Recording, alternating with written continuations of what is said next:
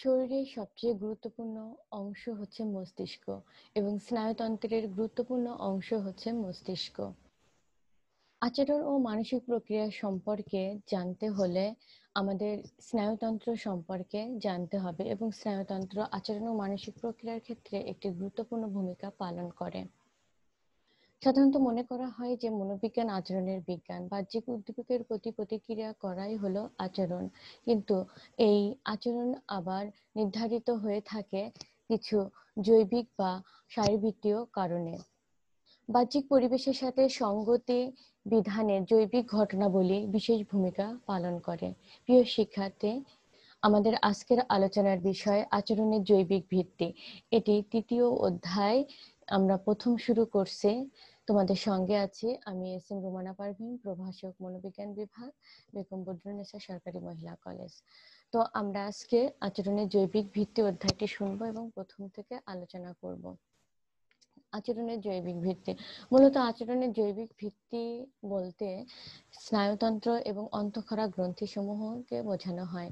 এখানে তোমরা স্নায়ুতন্ত্রের একটা ছবি দেখছো, আর এক্ষেত্রে এখানে অন্তঃক্ষরা গ্রন্থির ছবি দেখছো। স্নায়ুতন্ত্র নিয়ে ডিটেল আমরা আলোচনা করব। শুধু একটু জানিয়ে রাখি, এটা হচ্ছে মস্তিষ্কে সেন্ট্রাল, দুইটা ভাগে ভাগ করা হয়েছে স্নায়ুতন্ত্রকে। একটা হচ্ছে সেন্ট্রাল নার্ভাস সিস্টেম মানে স্নায়ুতন্ত্র, আর পেরিফেরাল নার্ভাস সিস্টেম অর্থাৎ একটা কেন্দ্রীয় আর একটা হচ্ছে প্রান্তীয়।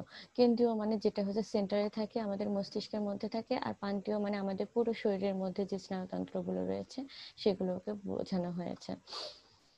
আর অন্তঃক্ষরা গ্রন্থি এখানে দেখছো বিভিন্ন পিঙ্ক কালারের যেগুলো দেখানো হয়েছে সেগুলো গ্ল্যান্ড। আমাদের শরীরে অনেক গ্ল্যান্ড রয়েছে, এই গ্ল্যান্ড থেকে বিভিন্ন হরমোন নিঃসৃত হয়। এই হরমোনগুলো আমাদের আচরণকে প্রভাবিত করে, আর এই স্নায়ুতন্ত্র আমাদের আচরণকে প্রভাবিত করে। সুতরাং বলা যায় না যে শুধু বাহ্যিক উদ্দীপকের প্রতি প্রতিক্রিয়া করাই মনো আচরণ। এই আচরণটা নির্ধারিত হয়ে থাকে জৈবিক কারণেও, সেটা স্নায়ুতন্ত্র এবং অন্তঃক্ষরা গ্রন্থির কারণে। তো আমরা পিঙ্ক কালার অন্তঃক্ষরা গ্রন্থির এই যেখানে পিঙ্ক কালার গুলো দেখছি সেগুলো হচ্ছে আমাদের গ্ল্যান্ড, এগুলো থেকে হরমোন নিঃসৃত হয় এবং এগুলো আমাদের আচরণকে নিয়ন্ত্রণ করে থাকে। যেমন হাইপোথ্যালামাস, দেখো একটা মাথার মধ্যে, এটা হচ্ছে হাইপোথ্যালামাস। পিটুইটারি গ্ল্যান্ডও এখানে রয়েছে, তারপর থাইরয়েড গ্ল্যান্ড গলার মধ্যে রয়েছে। এটা নিয়ে আমাদের পরবর্তী ক্লাসে ডিটেল আলোচনা করবো। জাস্ট একটু জেনে রাখো যে অন্তঃক্ষরা গ্রন্থি সমূহ কি। তো আমরা এখন জানবো স্নায়ুতন্ত্র অর্থাৎ নার্ভাস সিস্টেম সম্পর্কে। এখানে কতগুলো ছবি দেখতে পাচ্ছ, এটা হচ্ছে কোষ। এটা সাধারণত খালি চোখে দেখা যায় না। কোষ হচ্ছে আমাদের গঠনমূলক কার্যকরী একক, হচ্ছে কোষ। আমাদের শরীরের যে গঠনমূলক কার্যকরী একক সেটা হচ্ছে কোষ। অনেকগুলো কোষ একত্রিত হয়ে হয় কলা। কলা দেখতে অনেকটা এরকম। তো এই কলা আবার অনেকগুলো কলা মিলে হয় অঙ্গ। যেমন এখানে একটা অঙ্গের উদাহরণ দিয়েছে, পাকস্থলী একটা অঙ্গ, এবং এই অনেকগুলো অঙ্গ মিলে হয় একটা তন্ত্র। এই তন্ত্র হচ্ছে, এই রকম একটা তন্ত্রই হচ্ছে স্নায়ুতন্ত্র। তো প্রাণী দেহের যে তন্ত্র দেহের বিভিন্ন অঙ্গের মধ্যে সংযোগ রক্ষা করে বিভিন্ন জৈবিক কার্যাবলীর মধ্যে সমন্বয় সাধন করে এবং উদ্দীপকের প্রতি সাড়া দিয়ে উপযুক্ত প্রতিক্রিয়া করার মাধ্যমে বাহ্যিক ও অভ্যন্তরীণ পরিবেশের সাথে সম্পর্ক রক্ষা করে, সে তন্ত্রকে বলে স্নায়ুতন্ত্র। অর্থাৎ স্নায়ুতন্ত্রের ক্ষেত্রে তোমার তিনটা জিনিস, স্নায়ুতন্ত্রের কাজের ক্ষেত্রে তিনটা জিনিস করে থাকে। এক হচ্ছে বিভিন্ন অঙ্গ, আমাদের শরীরে যে বিভিন্ন অঙ্গ রয়েছে সেগুলোর মধ্যে সংযোগ রক্ষা করে। দুই হচ্ছে যে বিভিন্ন জৈবিক কার্যাবলী, আমাদের যে জৈবিক কার্যাবলী হয়ে থাকে যেগুলো আমাদের স্নায়ুতন্ত্র নিয়ন্ত্রিত, সেই কার্যাবলীর মধ্যে সমন্বয় সাধন করে, মানে একটার সাথে আরেকটা সমন্বয় সাধন করে দেয়। এবং উদ্দীপকের প্রতি সাড়া দিয়ে উপযুক্ত প্রতিক্রিয়া করে। উদ্দীপক মানে আমাদের বাইরে থেকে কোনো স্টিমুলাস আসলো, যেটা আমরা পঞ্চ ইন্দ্রিয় মাধ্যমে গ্রহণ করে থাকি, আমাদের চোখ, নাক, কান এর মাধ্যমে গ্রহণ করে থাকি বাইরের কোনো উদ্দীপনা, সেটা রিসিভ করে এবং সেটার মধ্যে উপযুক্ত প্রতিক্রিয়া কোনটার ক্ষেত্রে কোন প্রতিক্রিয়া করতে হবে সেটা করতে সহায়তা করে আমাদের স্নায়ুতন্ত্র।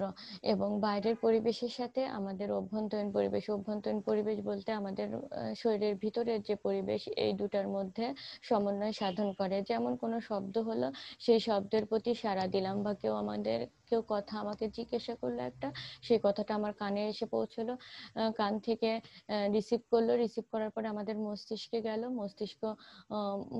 মস্তিষ্কের যে জৈবিক কর্মকাণ্ড করার সেটা করলো, করার পরে আমরা উত্তর দিলাম, যে সে সে যে প্রশ্নটা করলো সেই প্রশ্নের উত্তর দিলাম। এভাবে বাইরের পরিবেশের সাথে ভিতরের পরিবেশের সমন্বয় রক্ষা করছে স্নায়ুতন্ত্র।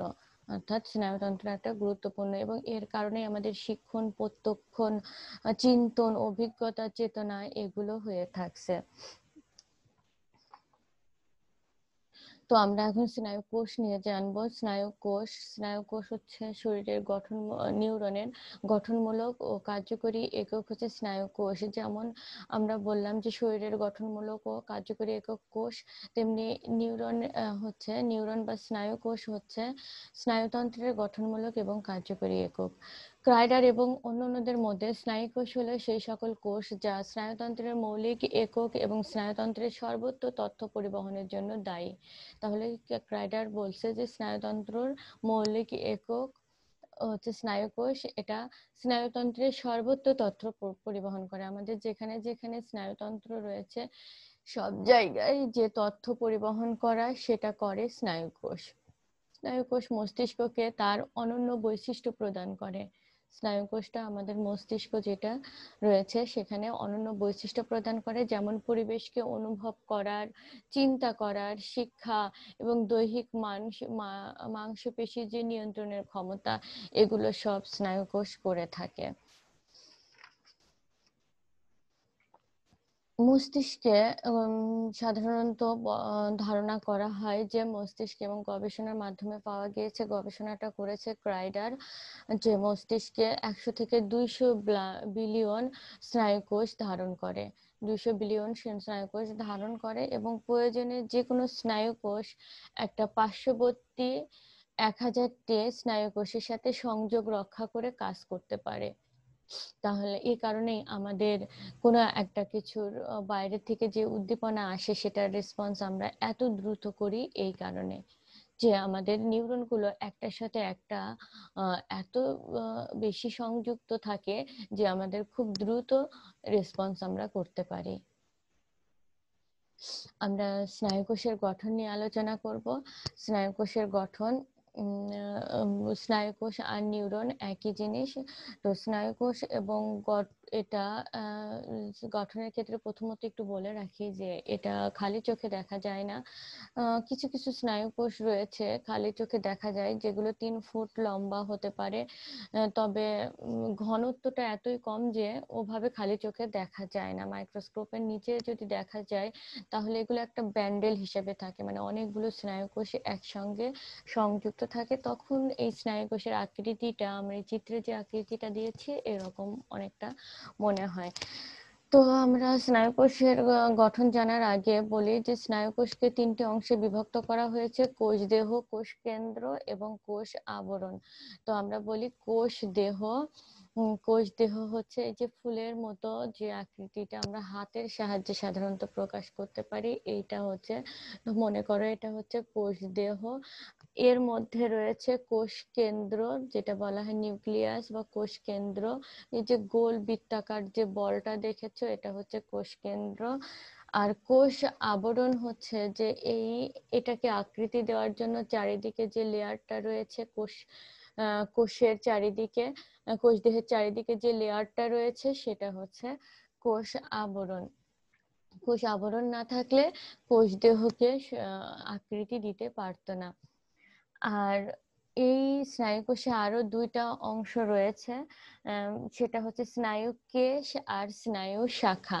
স্নায়ুকেশ সাধারণত, আমি যদি হাতকে একটা নিউরনের তুলনা করি তাহলে এটা এইগুলোকে বলা হয়েছে স্নায়ুকেশ। হ্যাঁ, কোষ কেন্দ্রের চারিদিকে যেগুলো নাড়াচাড়া করে সেগুলোকে স্নায়ুকেশ বা ডেনড্রাইট বলা হয়।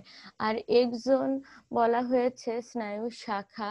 স্নায়ু শাখা, যদি হাতের এইটা তোমার স্নায়ু শাখা মনে করো, যদি আমরা একটা হাতকে নিউরন কল্পনা করি বা স্নায়ুকোষ কল্পনা করি তাহলে এটা হচ্ছে কোষ দেহ, এগুলো হচ্ছে ডেনড্রাইট, এগুলো হচ্ছে এক্সন অথবা তোমার স্নায়ু শাখা।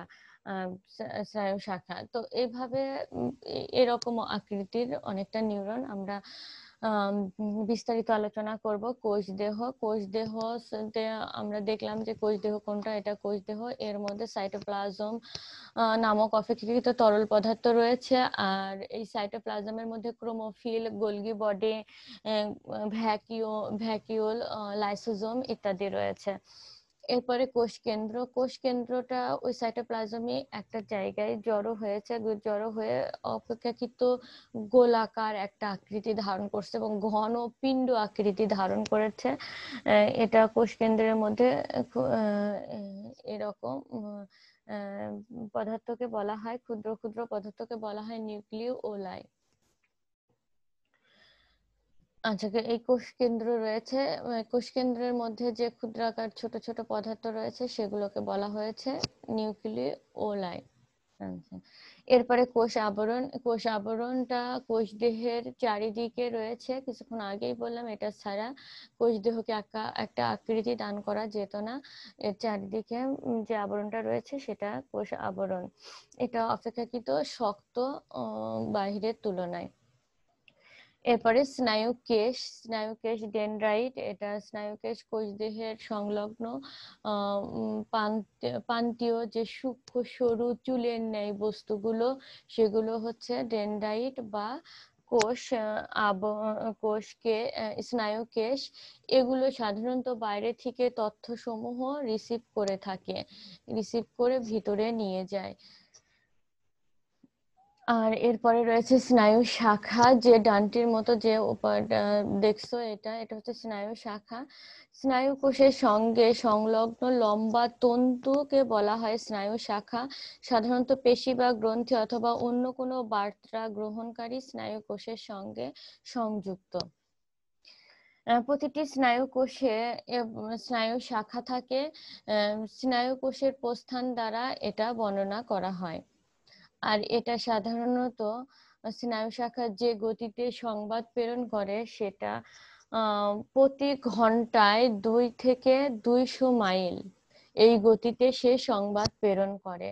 অর্থাৎ তোমার কোষ দেহ থেকে যে তথ্যটা সে রিসিভ করলো, স্নায়ু এক্সন বা স্নায়ু শাখা কোষ দেহ থেকে তথ্যগুলো রিসিভ করে এবং খুব দ্রুত প্রান্তীয় দিকে পৌঁছে দেয় এবং অন্য কোনো নিউরনের কাছে পৌঁছে দেয়। এই কাজটা করতে তার খুব কম সময় লাগে। প্রতি ঘন্টায় 2 থেকে 200 মাইল বেগে সে তথ্য প্রেরণ করে থাকে। স্নায়ু শাখা একটি সাদা অপরিবাহী বহি আবরণ দ্বারা আবৃত। স্নায়ু শাখাটা একটা বহি আবরণ দ্বারা আবৃত। দেখো এই যে সেকেন্ড ব্র্যাকেটের মধ্যে যেটা দেখছো না, সেটার কথা বলা হয়েছে।